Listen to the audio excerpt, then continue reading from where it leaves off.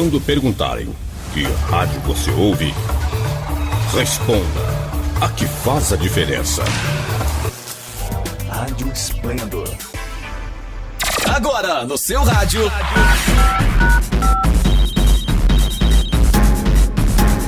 Esplendor Entrevista, um bate-papo animado e descontraído que você ouve aqui na sua rádio web Esplendor.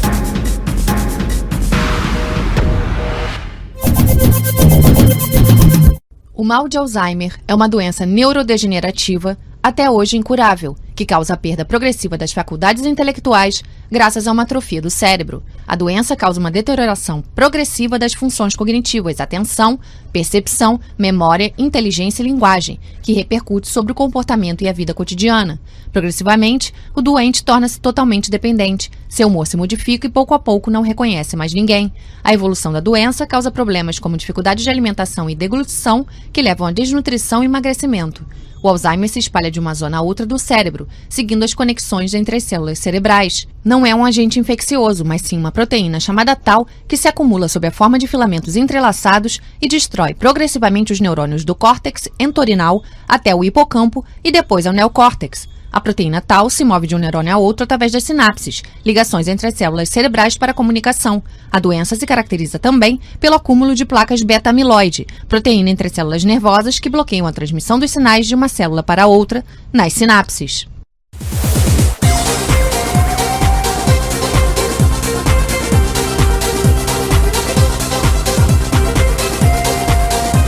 E começa agora mais um Esplendor Entrevista. Eu sou Daniel Ribeiro. A cada 4 segundos, uma pessoa é diagnosticada com demência no mundo. E o número de novos casos aumenta conforme as pessoas vivem mais. No Brasil, segundo o Ministério da Saúde, o Alzheimer afeta mais de 30% da população com mais de 85 anos. Embora não existam dados consolidados no país, estima-se que temos mais de 1 milhão de brasileiros com a doença atualmente.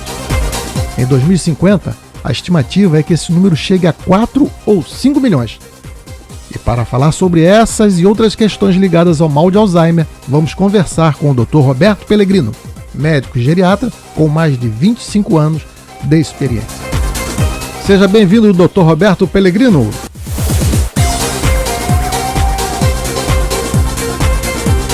Olá, muito obrigado pela participação. Estamos aí para responder as suas perguntas. É um prazer participar do seu programa. Doutor, eu gostaria primeiramente que o senhor se apresentasse, contasse um pouco sobre sua experiência. Quem é o Dr. Roberto Pellegrino? Bem, eu sou médico, minha especialidade é geriatria. Eu trato de pessoas idosas e também nós fazemos o tratamento para que as pessoas envelheçam bem. Ultimamente tenho dedicado ao estudo da doença do Alzheimer e colaborado aí com milhares de pessoas pelo Brasil afora. Além disso, também sou escritor, já lancei 2 livros, tenho mais 2 ou 3 para lançar, eu pretendo lançar agora no final do ano e no início do ano que vem. E acumulamos aí uma experiência de mais de 30 anos como médico, como geriatra, e é um prazer compartilhar com as outras pessoas essa experiência adquirida ao longo dos anos, pois eu tive a oportunidade de ser um espectador privilegiado da vida. Ok, doutor, exatamente o que é o mal de Alzheimer? O mal de Alzheimer é uma doença crônica. O que é uma doença crônica? Nós temos 2 tipos de doenças. Uma é aguda, é aquela que cura, por exemplo, a pneumonia, a pessoa tem uma pneumonia, você dá um antibiótico, ela cura. Um apendicite, a pessoa tem um apendicite, opera, cura. Agora a doença crônica não tem cura, ela persiste durante a vida. Temos que podem ser controladas, como diabetes, a pressão alta. Agora o Alzheimer não, o controle é muito relativo, é uma doença que evolui progressivamente. E afeta as capacidades, as habilidades da pessoa. Uma pessoa com Alzheimer, ela perde as suas capacidades, ela perde as suas habilidades. É triste isso. Doutor, o que é que leva uma pessoa então a ter o mal de Alzheimer? Olha, é multifatorial, não é apenas um fator. O fator mais importante é a genética. Se o indivíduo teve o pai ou a mãe que teve Alzheimer, ele tem uma probabilidade de 30% maior de desenvolver a doença do que a população que não tem um pai ou uma mãe com Alzheimer. Então, em primeiro lugar, a genética. Agora, tem outros fatores também.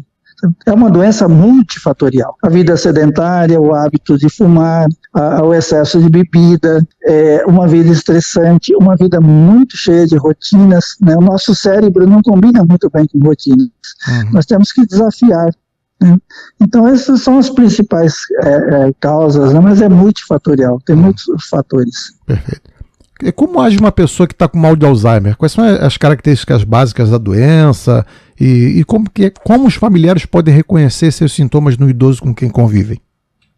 Olha, nós temos um erro muito grande de achar que tudo é próprio da velhice, né? A pessoa começa a esquecer, não, isso é normal, isso é da velhice. A pessoa começa a ter dificuldades, não, isso é normal, isso é da velhice. Isso não é verdade. Uma pessoa de idade que não tem nenhuma doença, ela tem uma certa lentificação nas suas ações, mas ela não perde as suas capacidades. A pessoa com Alzheimer, ela começa a esquecer, inicialmente esquecer coisas do dia a dia, né? Começa a se tornar muito repetitiva, fazer a mesma pergunta várias vezes ao dia, começa a ter alguns embaraços em algumas atividades que ela desempenhava bem. Por exemplo, a pessoa às vezes conseguia administrar bem o cartão de crédito, a sua conta bancária, de repente ele começa a se perder, começa a esquecer senhas com muita facilidade, coloca objetos no lugar e não sabe mais onde colocou, sabe? Então esses são os primeiros sintomas que chamam a atenção da família e tem que procurar para fazer o diagnóstico. A imagem que a gente daqueles velhinhos que vão ficando cada vez mais apáticos, não se alimentam sozinho, nem reconhece as pessoas, normalmente indicava assim, o final de uma longa evolução, né? Ou isso ainda pode piorar, ficar pior do que isso ainda? Pode. Para você ter uma ideia, nós temos 3 fases do Alzheimer. Uma fase leve que a pessoa ainda preserva alguma coisa das suas habilidades e suas capacidades. A pessoa precisa ser vigiada. Aí nós temos a fase intermediária que a pessoa precisa ser ajudada. Ela já não consegue, por exemplo, tomar um banho sozinho, alimentar-se sozinho, cuidar da sua higiene, da sua medicação. E tem a fase avançada da doença, que é numa fase extrema do estado avançado, a pessoa fica restrita ao leito, alimentando por sonda, não tendo controle sobre a urina, sobre as fezes, usando fralda, né? Então ela tem uma longa evolução que vai até aquela situação que a pessoa adquire uma posição fetal no leito, né? Se não fazer fisioterapia, ela fica como se fosse um feto, fica todo enroladinho no leito, sem nenhuma mobilidade. Doença de Alzheimer, demências, esclerose, isso é tudo a mesma coisa ou não? São diferentes? Olha, o que é uma demência? Demência é toda doença, vamos falar as demências senis, aquelas demências que aparecem depois de uma certa idade, para não confundir, por exemplo, com esquizofrenia, com outras doenças psiquiátricas. O que é uma pessoa demente? Era uma pessoa normal, e com o tempo ela vai perdendo as suas capacidades, as suas habilidades, vai tendo um comportamento, uma personalidade diferente. Tá? Então isso é a demência. A doença de Alzheimer é uma demência. Não é que existe Alzheimer, existe demência, não. O Alzheimer faz parte das demências, representa aí entre 50% a 70% entre todas as demências. É a que tem a maior prevalência. Depois nós temos a demência vascular, nós temos a demência por corpos de Levy, a demência frontotemporal e a demência pela doença de Parkinson tardia. Sabe? Então são essas demências que são consideradas demências senis, né, que afetam a pessoa depois de uma certa idade. Muito se fala também que a pessoa esquece, né, bem no início da vida dela, quando começa a desenvolver o Alzheimer, mas existe assim uma previsão de o que normalmente a pessoa esquece de pronto, assim, para a gente contextualizar melhor? Ou não? Não. A doença de Alzheimer, que é a doença do esquecimento, vamos dizer assim, esse esquecimento ele é progressivo. No início é muito difícil até de notar. Por isso que muitas vezes nós confundimos com, isso faz parte do envelhecimento normal. Não é. Então, esse esquecimento no início ele é muito esporádico. Agora, com o avançar da doença, a pessoa vai estar completamente esquecida, sabe? E isso é progressivo. Isso tem uma duração. Para você ter uma ideia, Quando uma pessoa faz o diagnóstico bem precoce, quando se descobre bem precocemente, esses sintomas já começaram há pelo menos 2 anos. Caramba. Isso quando se faz o diagnóstico precoce. Rádio Web Esplendor, a sua preferida. Você está ouvindo o Esplendor Entrevista. E no programa de hoje, estamos conversando com o Dr. Roberto Pellegrino, médico e geriatra, sobre o mal de Alzheimer. Doutor, a perda vai evoluindo as funções complexas para as mais simples. É assim mesmo? Sim. É assim. Normalmente é.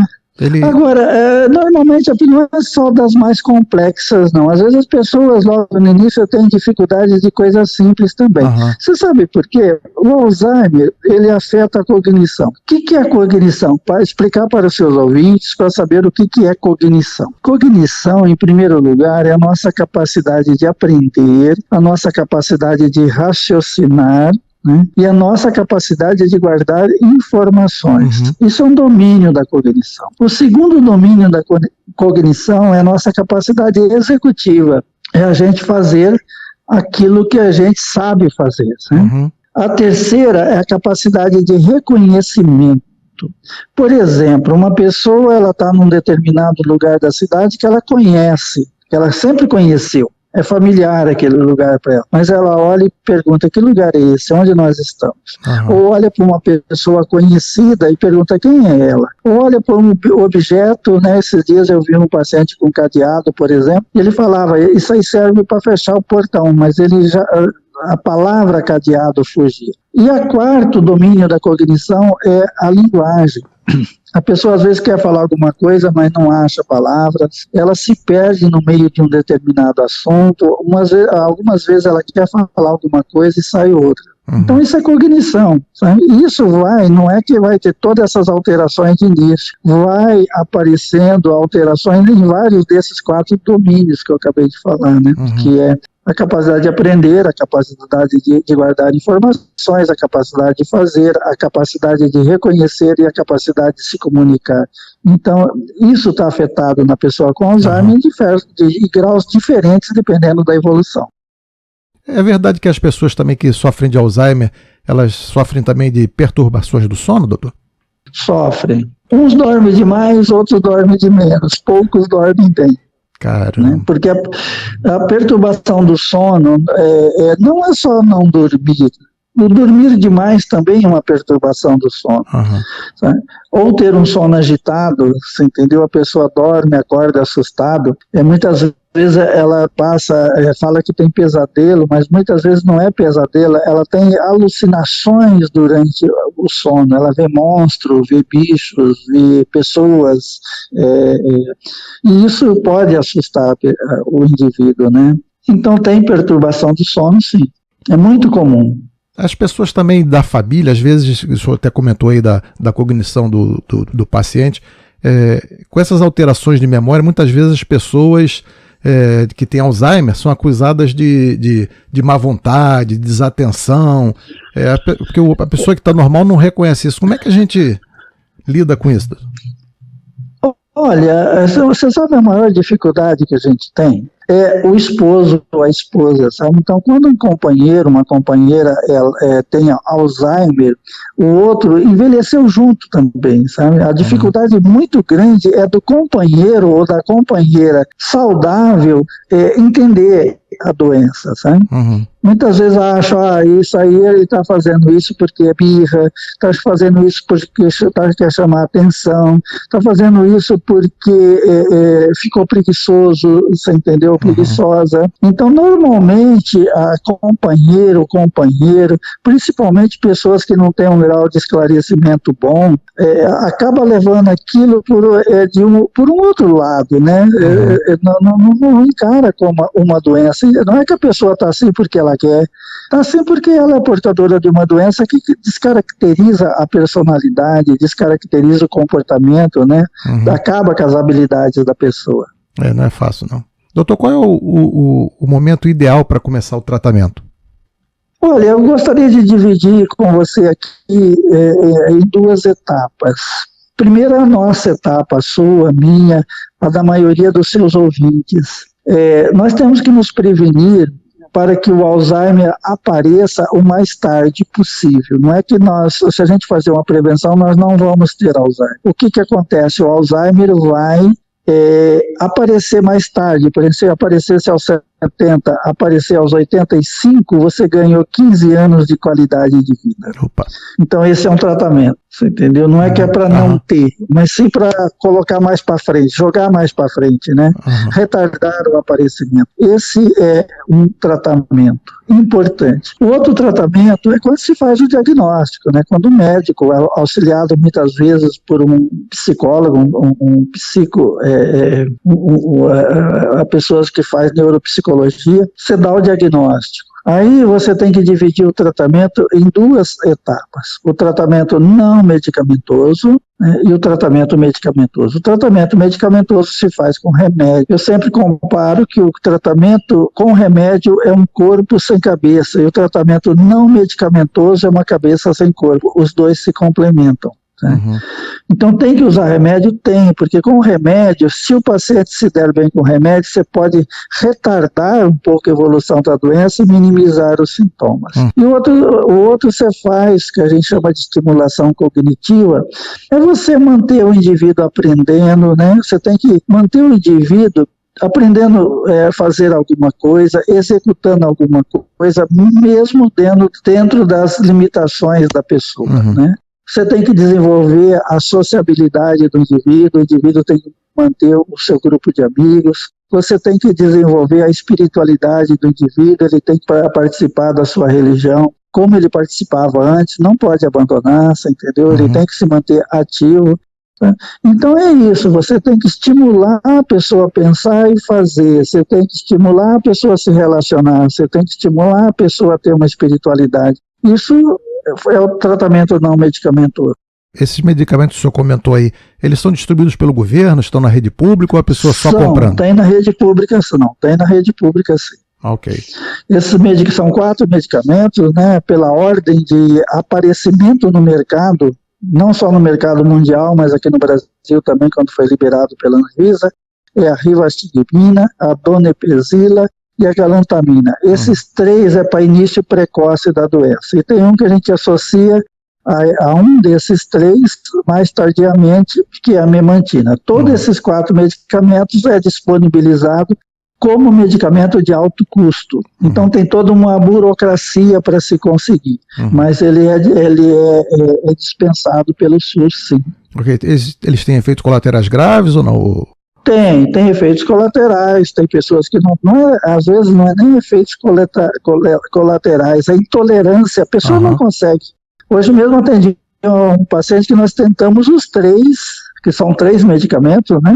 Não é que um é melhor do que o outro, os 3 se equivalem, mas o paciente não se deu com nenhum, não deu certo nenhum. Entendi. Tem como prevenir a doença? O que é que nós podemos fazer? Eu escuto muito que fazer palavra cruzada é bom. Isso é mito, é verdade ou não? Ou tem, olha, além dessa vida? Palavra cruzada, não, eu acho assim. Vamos esclarecer a situação. Por exemplo, naquele que eu falei que nós dividimos o tratamento em 2. O tratamento da prevenção, que são as pessoas, para você ter uma ideia, e para seus ouvintes entenderem melhor, é assim, uma pessoa, quando ela começa a ter os primeiros sintomas da doença, o seu cérebro já começou a se danificar, a estragar há 20 anos. Meu Deus. Você entendeu? Por isso que nós temos que começar o mais cedo possível. Sabe? Então, aí sim a prevenção é importante. E qual que é a prevenção? É com exercícios físicos, com alimentação saudável, é dormir bem, é melhorar a reserva cognitiva, é aprender coisas novas, coisas relevantes, ter boas relações e saber trabalhar o estresse. Agora, o paciente, quando ele já é acometido pela doença de Alzheimer, por exemplo, palavra cruzada, é bom? Palavra cruzada, ela vamos dizer que é uma situação muito simples. Você tem que dar à pessoa a oportunidade dela aprender e fazer. Quando ela aprende uma coisa e faz, você está melhorando as conexões cerebrais, você entendeu? Por exemplo, a leitura, a palavra cruzada, ela é muito boa, ela melhora conhecimento, mas ela não melhora a cognição. Aprender um novo idioma, por exemplo, nem se aprender 10 palavras em inglês, 10 palavras em espanhóis, vale mais do que você ficar 2 horas fazendo palavra cruzada. Ok. Bom, doutor, se o senhor quiser agora divulgar seus contatos, sua clínica, consultório, rede social, seus livros, o que o senhor quiser, só pode... Chegou a hora. Não, eu gostaria de divulgar o meu trabalho voluntário, você entendeu? Porque trabalho meu como médico, eu moro em Campo Grande, Mato Grosso do Sul, já estou aqui há muitos anos, então assim, eu já tenho meu trabalho bem definido, né? Agora eu gostaria de trabalhar, eu tenho um canal no YouTube que chama Alzheimer com o Dr. Pellegrino. É um trabalho interessante, porque nós atingimos pessoas do Brasil todo e nós levamos informações. Então esse é um trabalho que eu gostaria de divulgar, o meu canal no YouTube. Eu estou com um canal também, que eu estou criando agora, que não é para as pessoas com Alzheimer, são as pessoas de 40, 50, 60 anos que querem envelhecer bem, que querem ter uma velhice saudável. Esse canal chama Viva a Terceira Onda. Terceira onda porque nós temos a primeira onda da vida, que é a infância, e a juventude, a segunda onda que é a vida adulta, e a terceira onda depois da aposentadoria. Então esse é meu trabalho, eu devo lançar 2 livros agora, que depois nós vamos falar desses livros. Um livro é um manual de cuidados de doença de Alzheimer, e outro livro nós vamos falar de longevidade com qualidade, viver mais e viver bem. É isso, é o que todo mundo espera e quer, é isso aí. É claro. Bom, doutor, como tudo... Mas foi um prazer falar contigo e com seus ouvintes. Prazer foi nosso, com certeza. Bom, como tudo que é bom dura pouco, doutor, chegamos aqui ao final da nossa entrevista. Obrigado, doutor Pellegrino, por aceitar aqui o nosso convite e participar aqui com a gente desse bate-papo. Sucesso, muita saúde, volte sempre. Obrigado, eu quero voltar sim. Okay. Abração. Assim que o senhor lançar os livros, nós vamos voltar a conversar. Tá ok. Muito obrigado e boa noite. Muito obrigado. Um grande abraço, uma boa semana para todos. Ok. Hoje, nesse Esplendor Entrevista, conversamos aqui com o Dr. Roberto Pellegrino, médico geriatra, sobre a doença de Alzheimer, como ela se manifesta, as fases e os principais sintomas e cuidados da doença. Quer participar aqui com a gente? Envie sua sugestão de tema ou indique um convidado para ser entrevistado. É só enviar um e-mail para faleconosco@esplendor.radio.br. Gostou dessa entrevista e quer ouvir novamente? Ou você perdeu algum episódio do Esplendor Entrevista, quer compartilhar com seus amigos? Inscreva-se no canal da rádio no YouTube ou siga nossos programas no Spotify. A íntegra de todos os nossos programas também está em formato podcast, lá no Splendor Play, e pode ser acessada no endereço splendorplay.com.br. Vai lá, faz uma visitinha, curta as rádios nas redes sociais e inscreva-se em nossos canais. Ainda está com dúvida? É só dar um Google por Rádio Web Esplendor que vai aparecer tudinho. Continue acompanhando a nossa programação. Não saia daí. Até a próxima!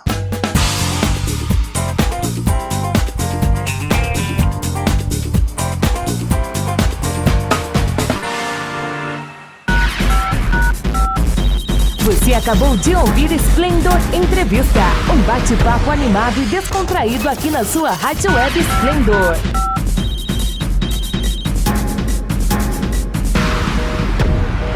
Se liga aí, qualquer momento tem mais. Sempre ligado em você. Rádio Esplendor.